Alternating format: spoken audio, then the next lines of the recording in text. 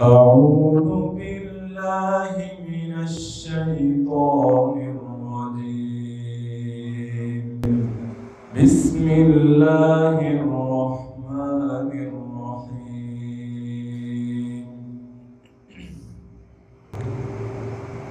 وإلى مدين أخاهم شعيبا قال يا قوم اعبدوا الله ما لكم من إله غيره ولا تنقصوا المكيال والميزان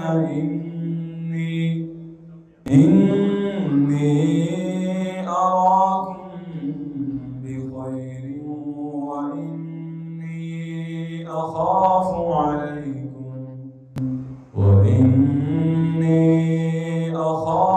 عليكم عذاب يوم محيط.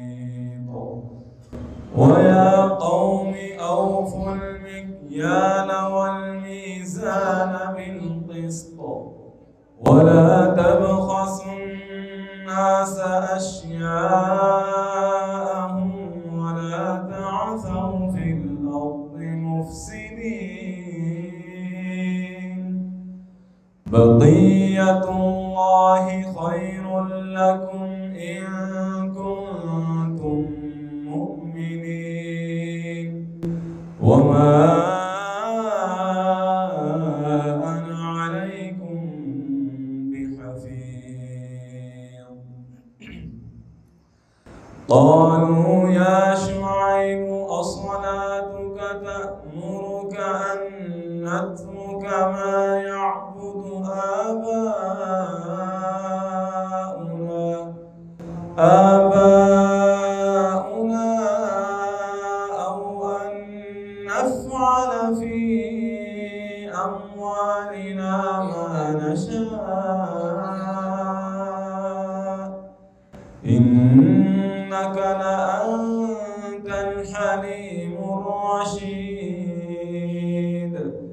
قال يا قوم أرأيتم إن كنت على بينة من ربي ورزقني منه رزقا حسنا وما أريد أن أخالفكم إلى ما أنهاكم عنه إن أريد إلا الإصلاح ما استطعت وما توفيقي إلا بالله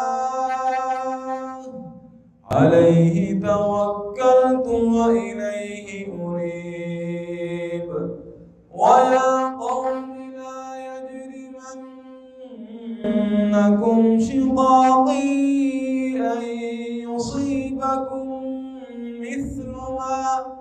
مثل ما أصاب قوم نوح أو قوم هود أو قوم صالح وما قوم لوط منكم ببعيد. واستغفروا ربكم ثم توبوا إليه إن ربي رحيم ودود. صدق الله العظيم.